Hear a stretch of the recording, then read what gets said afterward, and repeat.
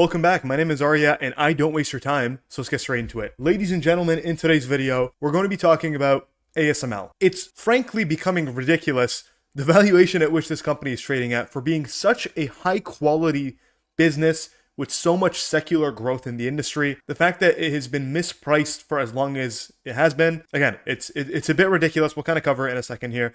I did, in fact, as the title would suggest, buy a little bit more into the business. It was previously with like cash considerations and stuff like that. It was 10-11% position. I bumped it up to 16%. If it stays at these valuations, I'm likely to keep adding to it. We'll kind of go through that and kind of cover my thoughts on that front. Secondly, I wanted to go through the Uber earnings. Obviously, if you have been a regular viewer of the channel, you know I'm one of the biggest Uber bulls there is.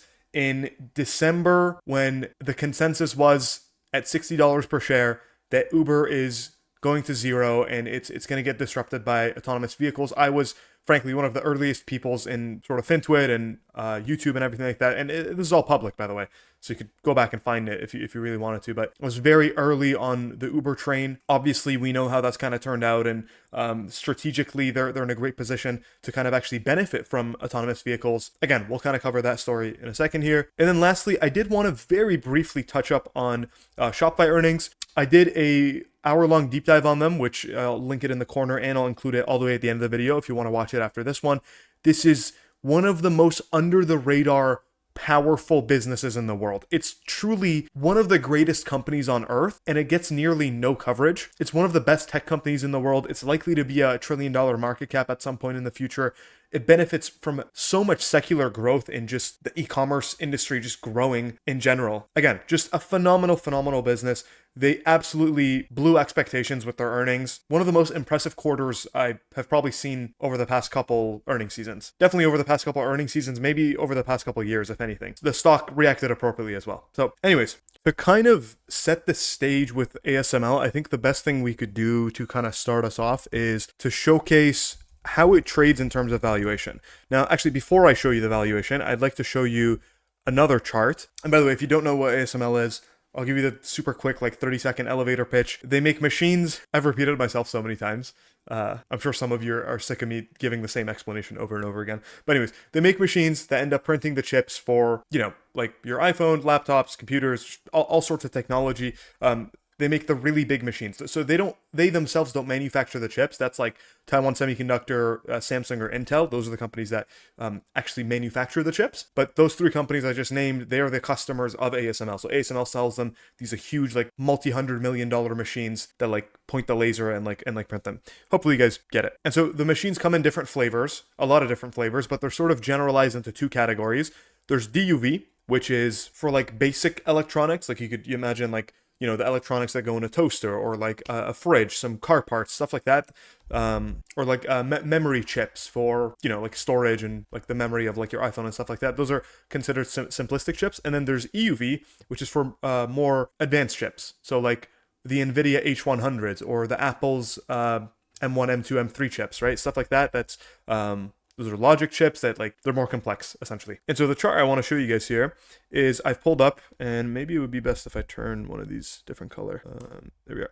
So the yellow one, this is DUV. These are the less advanced chips. And so as you can see over the past roughly decade, the chart we're looking at, by the way, this is the average price of one of these machines being sold. So for example, with the DUV ones, the average DUV machine sold over the past year, was sold for $34 million. And for EUV, that number was $190 million.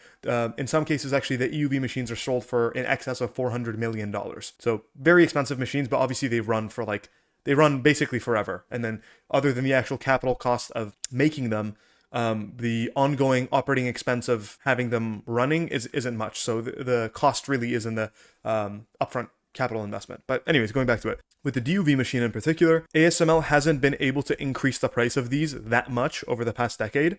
You can actually see that there's kind of been like ups and downs depending on the year. But in general, they've been able to kind of steadily increase the price over time, roughly at like a 3-4% CAGR, which isn't that impressive. Like that's barely inflation beating, right? Like it's not that great. But then if we look at the blue line, which is the EUV machines sold, they've been able to increase the price of those at 13% per year since 2012. And if you wanted to look at just the past decade, for example, a little bit less impressive, but still a 12% CAGR over the past decade. That's simply through price increases. That's not even taken into consideration the fact that they're selling more of these machines every single year. So the reason I'd like to give you that context is because if we look at the shipment of these machines being sold, particularly for the EUV, which again, with the EUV, you have a lot more pricing power. You're able to increase those prices a lot more. Around the 2019 mark is when they suddenly started shipping a lot of them and selling a lot of these machines. So I give you all of that context because when we look at this valuation chart over the past decade, and you can do the same thing with PE, by the way, it looks the exact same, just the values are different. But you could see that post 2019 trade war, which is, this little sell-off that we have right here, is the Trump tariffs in 2018 when the entire market dropped by like 20%. So post that little blip right there, the valuation of the business had been re-rated higher and materially higher. Even prior to that, it was trading in like the 27, 28 times EV to EBIT range. So again, like a bit of a premium compared to back here in the 2016 era. But yeah, the point I'm trying to make is like after that period, the company was rated much higher in terms of multiple, and rightfully so, because there was a material change to the business. The new revenues that are coming into the business, you have much more pricing power with the units that you're selling. Obviously, that should be valued more highly. I don't think I'm being controversial when I'm saying this. But anyways, point is, company was valued at a higher valuation until very recently. And if you actually look in like I'd like to say it's the relevant history of the business, post-EUV era, this is the cheapest valuation this company has traded at. It has averaged, or the median has been roughly a 35, 36 times EV to EBIT multiple. Today we're trading at 20. So it is materially cheaper than what it has traded at over the past roughly 6-7 years or so. And so what you kind of have to ask yourself as an investor is like, okay, so has the business materially changed for the worse? The answer to that is, in my opinion, very clearly no. So follow-up question, how are the future growth prospects of the business looking like? Because if the moat is just as strong or even stronger, arguably, what if the past decade of growth that they've had, the outlook looking forward is a little bit gloomier? Which, fair question to be asking. And because it's a very cyclical business, I'm not going to look at year-on-year growth or anything like that, but they've averaged roughly a 19% revenue CAGR for the past decade. And again, as you can see, for some years it was much higher, for some years it was much lower, but on average, across the 10 years, they've averaged about 19%. And so if you look at ASML's own guidance that they gave on the Investor Day last year, they say that they expect their revenues by 2030 to be about 44 to 60 billion. Again, because it's a super cyclical business, they give you multi-year outlook. And so on the low end, we're looking at a 7% revenue CAGR. And on the high end, we're looking at I think roughly 15%-ish revenue CAGR. So definitely it seems like the re-rating is a result of lower future growth rates. But even then, I'd like to make the case to you that the multiple compression is actually overdone. Even accounting for the fact that they're probably going to have lower growth rates in the future, the stock is still unbelievably undervalued. And for that, we're going to use my magic little spreadsheet that I put together.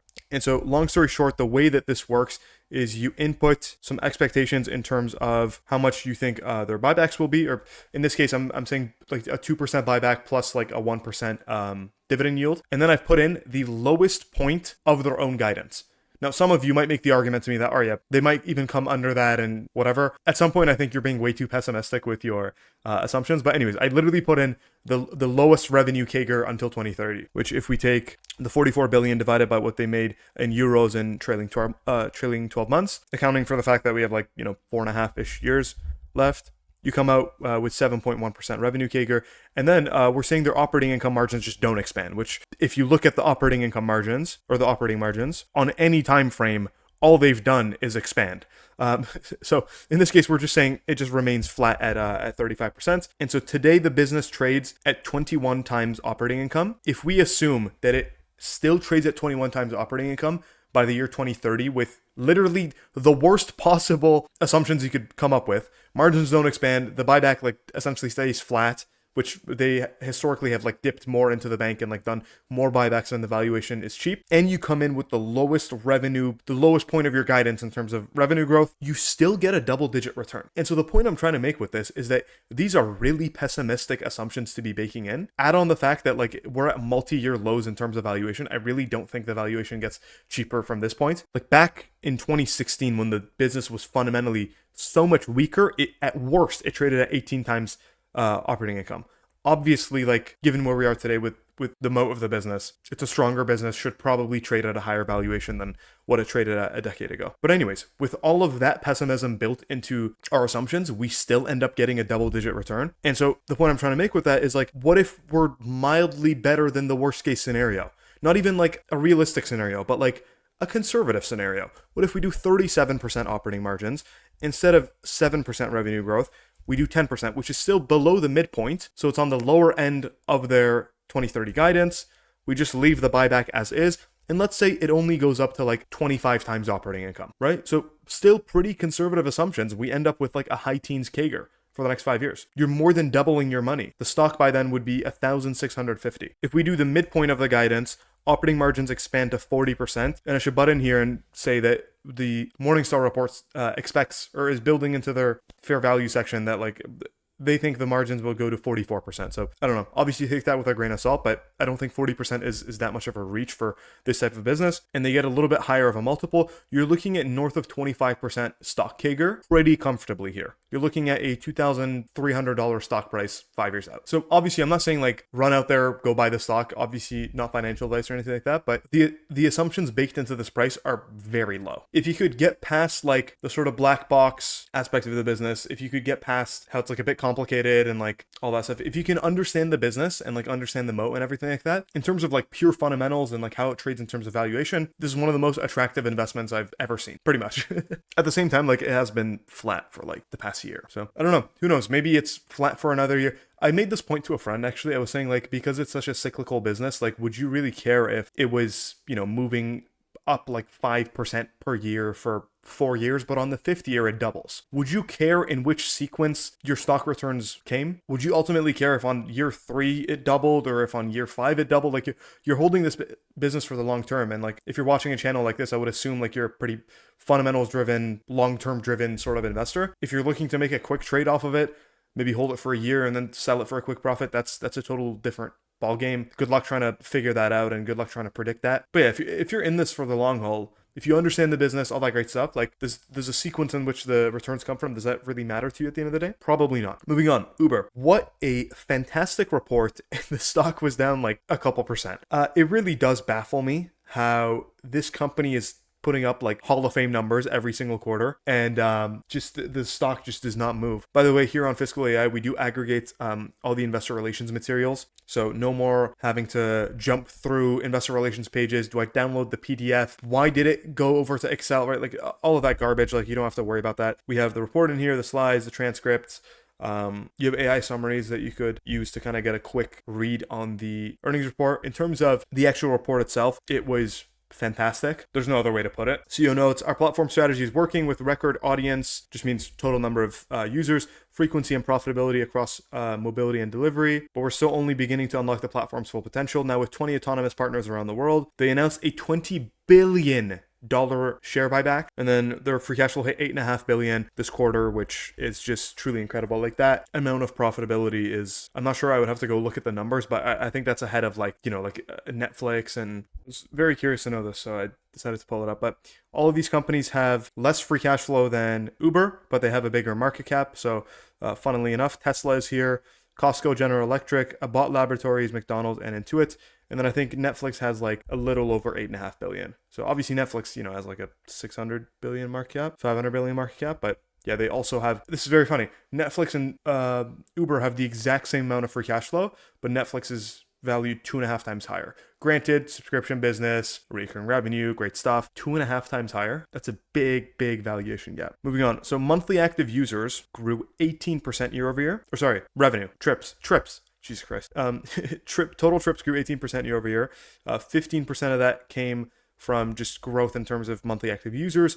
And then I would assume close to it seems 2% of that came from frequency growth. Frequency being like, you know, if somebody on average takes 5 trips per month and that goes up to like 6, that's an increase in frequency, which means more trips, even though you have proportionally less users. And then trips growth is pretty closely in line with revenue growth. So if trips grew 18%, revenue should realistically also grow 18%. They have some funky stuff going on with the income statement, but their operating income grew 82% year over year. Net income went up a lot. And then, of course, the super big item was like the massive $20 billion buyback program. There was a quote actually in the earnings call. I want to go through a bunch of these actually, kind of take a look, but yeah, here we go. Yeah, so they said there's a $20 billion buyback, and then in addition to that, they still have $3 billion left over from the previous buyback program.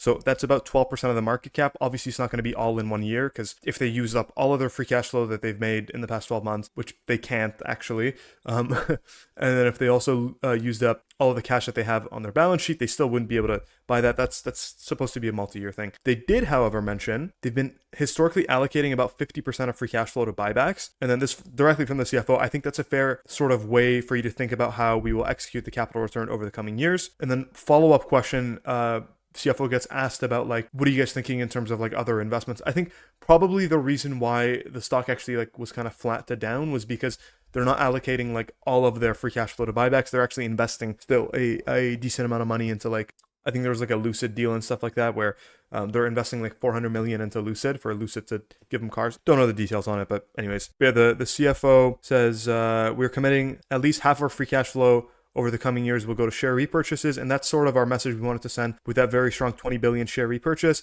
We will recycle the proceeds from our minority stakes as the best, I think the transcript kind of messed up here, but opportunistically to allow us to fund some of the equity investments with our AV partners. AV is autonomous vehicles. What we've concluded is a modest redeployment of our free cash flow makes a big difference for the partners that we are working with. So think more about the impact that we can create with our partners, which is outsized, reflective of the amount of cash flow we're generating. And then they'll kind of opportunistically look for acquisitions because they acquired this Turkish Uber Eats equivalent. So they'll opportunistically look for those type of acquisitions that could be accretive.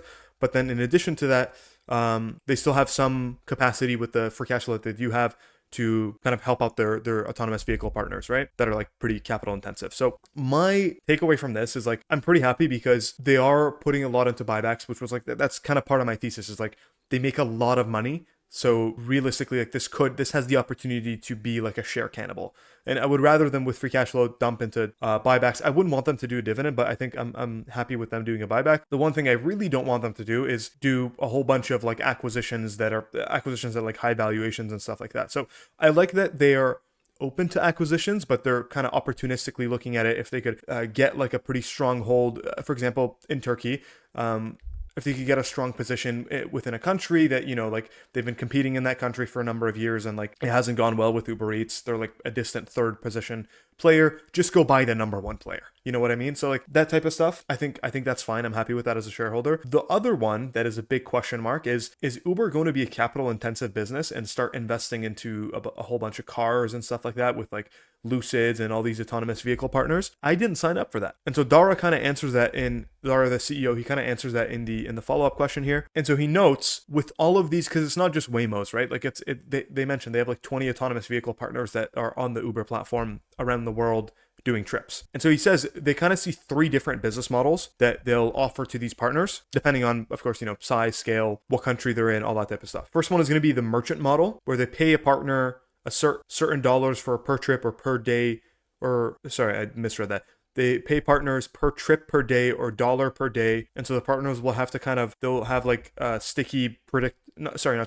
predictable revenues. And then Uber will actually be taking the risk in terms of monetizing it on the network. So they would just pay them like a flat X amount of dollars per day for the car to run on Uber. And then depending on how busy that car is on the network, Uber will kind of make the upside or downside in terms of monetizing the car. And he makes mention of a tiny detail here. And again, we have more demand than anyone else. So we'll be able to, I think, sign up for revenue levels that other people just can't. He's essentially saying they could be very competitive. They could pay, if Lucid has like 10,000 cars, right? Uber can pay a lot more per car than Lyft can to have the same cars on their network, because Uber has like the most demand on their platform, the most amount of users, the most amount of scale. So they could pay a very competitive price, even up to like a break-even point, just to get AVs on the platform. And so they become the go-to destination to get autonomous vehicle rides. Then there's an agency model, and it's kind of like a revenue share. It's kind of the model that we have with our driver partners. Drivers take a certain percentage, and we take a certain take rate as well. And you essentially have a revenue share based on, and if you do well in the market, that's great. If you do less on the market, it's kind of risk sharing. So yeah, this would be Lucid or Waymo or whoever would list their cars on the Uber platform, and then they would just pay Uber 20%. So obviously if the car is super busy, it's good for the both of them. If it's not super busy, it's kind of bad for both of them, but probably worse for Waymo because those incremental revenues are just like pure profit for Uber. Then there's a model which we might be financing partner might own the assets, and then essentially you're buying cars and there will be a licensing model as it relates to the software. So there will be, whether it's monthly licensing or per mile licensing, you can imagine lots of different models out there. So those, I think, are how the marketplace is going to shape up. I think you'll see all three of those models in our marketplace over the next 5 years. This would be Mercedes makes the cars, or Toyota makes the cars, or whoever, but then obviously they don't make the software themselves. So they'll just license it from somebody else, and then they'll have that placed on the Uber app. And then to kind of wrap up the whole transcript and everything else, he says, very confident as to being able to kind of build the most robust economic and operational ecosystem as it relates to AV within the Uber network. And then the CFO deliberately says, one element I probably should have added is I wouldn't conclude that by purchasing vehicles, the economics are going to be worse. In fact, our analysis is that Lucid deal will probably yield better economics for us because it's a collective deal and we just get the efficiencies of having the vehicle and having the software integration in there. So our view is actually we're probably going to do better on that from an economic standpoint. So to address my problem of like, are these new investments going to make the business worth? If we take their word for it, they're saying they're going to have better, higher economic returns than what they currently have. Remains to be seen. We're still very early in terms of AVs in general, let alone like what they're doing with Lucid here. But they say that it's going to be yielding higher returns. So far, I haven't had a reason to not trust the management. But anyways, this remains to be seen over the next handful of quarters. Moving on, because this video is kind of running long. My quick thoughts on valuation, by the way, like I don't think it's crazy expensive. At the same time, I don't think it's super cheap. 22 times free cash flow. I think it's probably 28 times stock-based comp adjusted free cash flow. About 27 times stock-based comp adjusted free cash flow. It's not terribly expensive for the growth and everything. Like it's fine. If I was maxed out on ASML, I would probably buy Uber next, I feel like. Moving on, Shopify.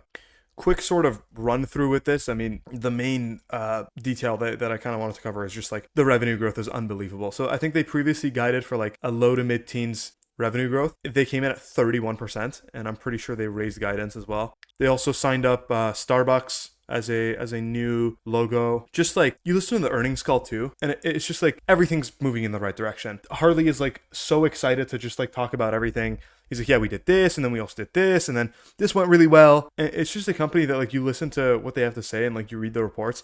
They're just like executing on all levels, just an execution machine. Soon enough, I think they're going to be hitting like 100 billion of gross merchandise value. GMV per quarter. I thought the take rate went up a little bit, but no, it seems stayed flat quarter over quarter. But overall, I mean, like you could see the trend. It's up and to the right in terms of the take rate as well. So just on all fronts, the business is executing. Their monthly recurring revenue was up. They hit, this is nice. They hit $10 billion of trailing 12-month revenue. So that's a big achievement. I didn't even realize that. But of course, with this one, as everybody knows, is the valuation's a bit of a concern. So when I did the deep dive, it was at like $90 a share. It's now at 150. But when I was looking at it, I think it was like a low teens EV to sales multiple. Now we're at like 19x. Realistically, these type of companies, you'll never get them cheap. You just have to kind of swallow your pride and like open the position at 10 times, 11 times sales and call it a day. Like it's just forever going to trade at a premium, and rightfully so, right? Like it's an incredible business growing so fast. They have so much optionality. But yeah, I'm definitely getting a bit of regret not buying into this business at the time that I had the opportunity. But what can you do about it? And lastly, if you want to come hang out with me and talk Formula One, for the price of a coffee, you can actually join the Discord. We got 250 like-minded investors in there. We chat every day. Pretty fun stuff. You're missing out on. So I would definitely give it a try. There's a free trial for this as well. So I mean, if you really want to, you could just come in there. We got exclusive videos, stuff like that. Yeah, I'd be happy for you to join. So by all means. Anyways, thank you very much for watching. And the video for Shopify should be on screen now. So if you're interested in sort of hearing the moat and all that great stuff, why it's a great business, click the video, watch it. It is pretty long, but anyways, check it out. Cheers.